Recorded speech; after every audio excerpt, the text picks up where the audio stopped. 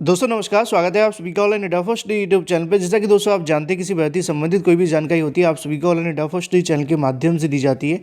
इस वीडियो में हम बात करने वाले हैं उत्तर प्रदेश के अंदर एक और नई भर्ती या फिर सीधी भर्ती को लेकर विज्ञापन जारी हो चुका है। अगर बात की जाए इसके आवेदन के बारे में, तो वो आवेदन देखने के लिए मिलेंगे 17 जनवरी से। योग्यता चयन प्रक्रिया एग्ज़ाम आप सभी का नहीं होगा, और भी बहुत सारी जानकारी जो मैं आपको दूंगा। तो चलिए दोस्तों वीडियो शुरू करते हैं। भर्ती का जो विज्ञापन निकाला गया है वो उत्तर प्रदेश के माध्यम से निकाला गया है। उत्तर प्रदेश के 75 जिलों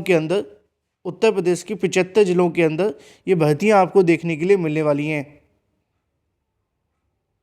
ना ही सिर्फ जिलों के अंदर अगर बात की है, तो ब्लॉक वाइज ग्राम पंचायत के अंदर आप सभी को ये भर्तियां देखने के लिए मिलने वाली हैं।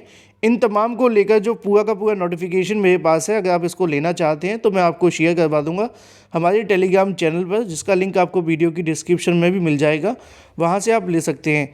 इस भर्ती को लेकर जो विज्ञापन जारी किया गया 75 जिलों के अलग अलग ब्लॉक, डिस्ट्रिक्ट और डिवीज़न सबको यहाँ पर रखकर आप सभी के सामने देखने के लिए मिलेगा, और कितने कितने पदों की संख्या होगी वो भी यहाँ पर बता दी जाएगी। इससे पहले मैं आपको बता दूं, इसके अंदर टोटल जो पदों की संख्या आपको देखने के लिए मिलने वाली है वो 3544 आपको पद देखने के लिए मिलेंगे। 3544 पदों के लिए भर्ती करवाई जाएगी। सवाल देखने के लिए मिलता है कि इस भर्ती का नोटिफिकेशन कहां से जारी किया गया, तो आप सभी के सामने लिखा है उत्तर प्रदेश सरकार के माध्यम से पंचायती राज विभाग, जिसको लेकर उत्तर प्रदेश ने इस नोटिफिकेशन को जारी किया है। नोटिफिकेशन में तारीख 9 जनवरी की पड़ी हुई है, लेकिन अभी तक इसके आवेदन शुरू नहीं हुए। आपके पास समय है पूरी जानकारी लेकर आवेदन करने के लिए। यहाँ पे आप सभी के सामने लिखा है कि शासन आदेश की संख्या 4376 और भी तमाम जो शासन आदेश जारी किए गए थे उनके अंतर्गत यहाँ पे जो भर्ती है वो देखने के लिए मिलेगी। और ये भर्ती जो होगी वो पंचायत सहायक अकाउंटेंट कम डाटा एंट्री ऑपरेटर की देखने के लिए मिलेगी। ठीक है। पद पर चयन के लिए निम्नांकित आप सभी के सामने योग्यता का विवरण देखने के लिए मिलेगा। आवेदन पत्र पर योग्य अभ्यर्थी आमंत्रित किए जाएंगे, इसके बारे में यहाँ से भी जानकारी लिखी हुई है। अगर बात की जाए पदों की संख्या के बारे में, तो मैंने आप सभी को दिखाया किस किस ग्राम पंचायत के अंदर, किस किस ब्लॉक के अंदर कितने कितने पद खाली हैं। इसका पूरा डाटा मैं आपको आगे भी दिखा दूंगा। इसके अलावा यहाँ पे आप सभी को देखने के लिए मिलेगा कि ज़्यादा जानकारी के लिए अगर आप चाहें तो www.panchayatirajup.nic.in पे जाकर आवेदन कर सकते हैं, और ये पूरे तरीके से ओरिजिनल वैकेंसी, आपको परेशान नहीं होना है। सवाल देखने के लिए मिलता है कि आवेदन कब से देखने के लिए मिलेंगे, तो 17 जनवरी 2023 से आप सभी के जो आवेदन है वो शुरू होंगे, और 2/2/2023 तक आप सभी के पास समय होगा आवेदन करने के लिए। यहाँ पे लिखा हुआ है पंचायती राज सहायक अकाउंटेंट कम डाटा एंट्री ऑपरेटर के चयन की समय सारणी बता दी गई है। यहाँ पे जो मुनादी करके बताया जाता है गाँव के अंदर, आप सभी जानते होंगे, वहाँ पर जाकर ढोल बजाकर जो बताते हैं, जिससे कि पता चल जाए कि कोई वैकेंसी निकाली गई है। क्योंकि ये वैकेंसी ऑफलाइन है, इसलिए यहाँ पे इसके बारे में जानकारी दी जाती है हर एक ग्राम के अंदर। अगर आपके में दी गई है तो अच्छी बात है, और नहीं तो मिल जाएगी। यहाँ पे आप सभी को देखने के लिए मिलेगा जिला पंचायत राज अधिकारी कार्यालय विकास खंड के द्वारा जो आप सभी के आवेदन पत्र जमा करने की अवधि होगी वो 17 जनवरी से लेकर 2 फरवरी तक आप सभी को इसके लिए आवेदन करने पड़ेंगे। इसके अलावा आवेदन पत्रों से संबंधित जो भी यहाँ पे कार्य करना होगा उसकी जानकारी यहाँ लिखी हुई है। 3 फरवरी से लेकर 8 फरवरी के बीच में आपकी जो मेरिट लिस्ट बनाकर तैयार की जाएगी वो 9 फरवरी और 16 फरवरी के बीच में देखने के लिए मिलेगी। और साथ में आप सभी की जो समिति के माध्यम से परीक्षण किया जाएगा वो 17 फरवरी से लेकर 24 फरवरी के बीच में होगा। और जो सबसे बड़ी चीज़ नियुक्ति पत्र के कार्यक्रम के बारे में, वो आपको 25 से लेकर 27 फरवरी के बीच में देखने के लिए मिलेगा। मतलब मान ही लीजिए कि मार्च में आपकी नियुक्ति होगी। ठीक है। आवेदन करने के बारे में मैंने आपको वेबसाइट पहले ही बता दी है, और मैं आप सभी को यह भी बताऊंगा कि आपको फॉर्म को कैसे भरना है। लिखा हुआ है कि आवेदन प्रक्रिया निर्धारित आवेदन के प्रारूप पर समस्त सूचनाएं अंकित कर व्यक्तिगत रूप से अथवा रजिस्टर्ड डाक के माध्यम से आप सभी को ग्राम पंचायत विकास खंड कार्यालय अथवा जिला पंचायत राज्य अधिकारी कार्यालय पर निर्धारित समय अवधि में उपलब्ध कराने होंगे, जिसके बारे में नीचे लिखा हुआ है। और यहाँ पे आप सभी के सामने उन तमाम अधिकारियों के सिग्नेचर भी देखने के लिए मिलते हैं। फिर अगर बात की जाए कुछ और जानकारी के बारे में कि इसके आवेदन के लिए फॉर्म को कैसे भरना है, तो वो भी मैं आपको बता देता हूँ।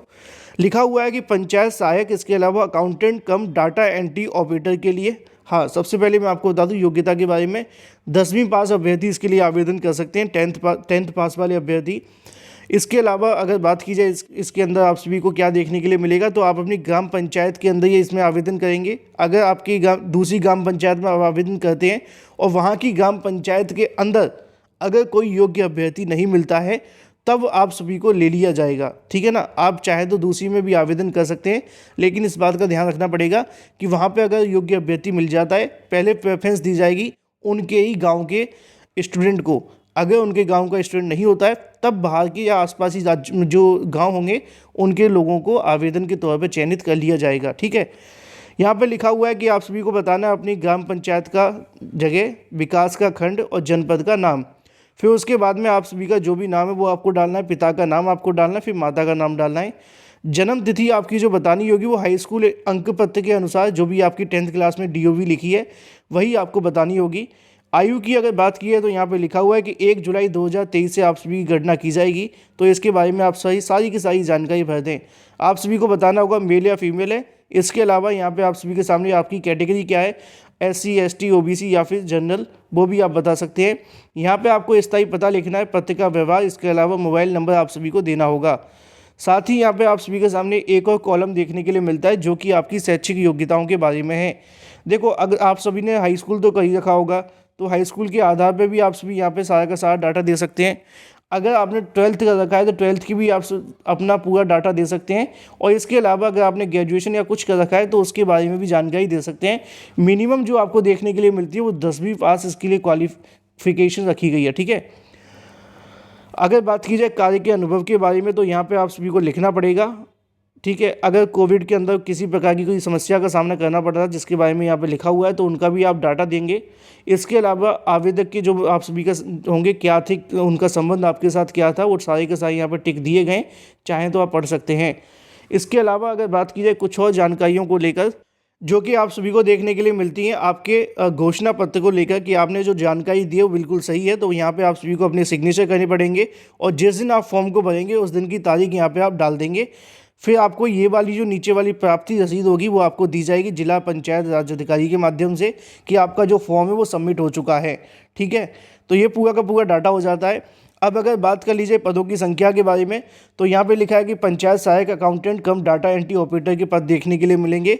इसके अलावा यहाँ पे डिवीज़न को लेकर भी बताया गया है कि ये जो आपका कहाँ कहाँ वैकेंसी निकाली गई है, तो आप चाहें तो इस नोटिफिकेशन को ले सकते हैं, हमारे टेलीग्राम चैनल से आप सभी को मिल जाएगा। बाकी इसके अंदर कोई ज़्यादा चीज़ें होती नहीं है, पदों की संख्या आपको बता दी है, एग्ज़ाम इसमें कोई होगा नहीं, है ना। मेरिट कैसे बनेगी, आपकी मेरिट बनेगी आपके जो 10वीं 12वीं का आपका रिकॉर्ड होगा उसके आधार पे आपकी मेरिट बनने वाली है। तो ये सारा का सारा डाटा आप सभी के सामने स्पष्ट है।